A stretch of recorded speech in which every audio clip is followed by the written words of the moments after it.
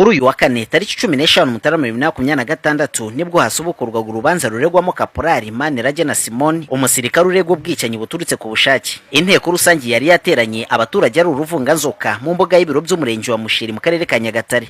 Ku isaha y'isa 6:40 nibwo Maniragena Simon yaragejejwe imbere y'urukiko mu muzangano y'igisirikare cy'u Rwanda, ashagawe n'abasirikare bo mu ishami rishinzwe imyitwarire mu gisirikare military police. Ku ikubitiro urukiko rwabanje gusaba ko nta majwi cyangwa amashusho afatwa n'itangazamakuru. N'urubanza Kaporali Maniragena Simon aregwamo icyaha cy'ubwicanyi buturutse ku bushake bikekwa ko yakoze mu ijoro ryo ku ya 21 z'ukwa 8 2025 bikaviramo urupfu umugore we Gisubizo Liliane w'imyaka 22.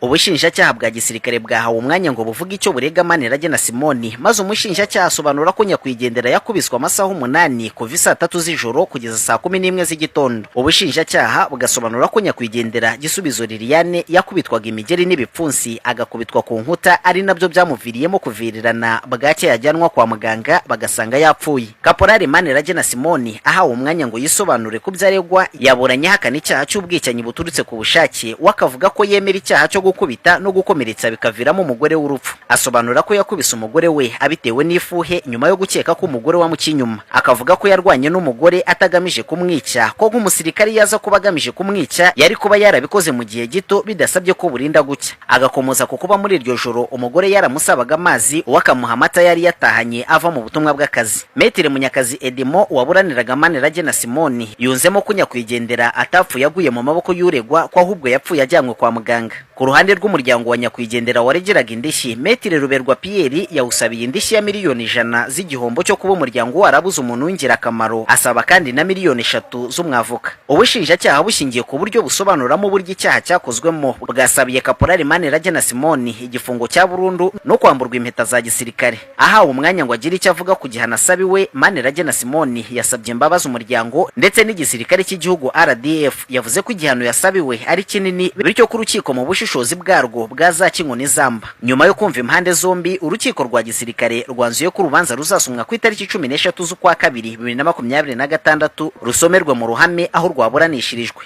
Savio Kwizera, Radio 1 mu karere ka Nyagatare.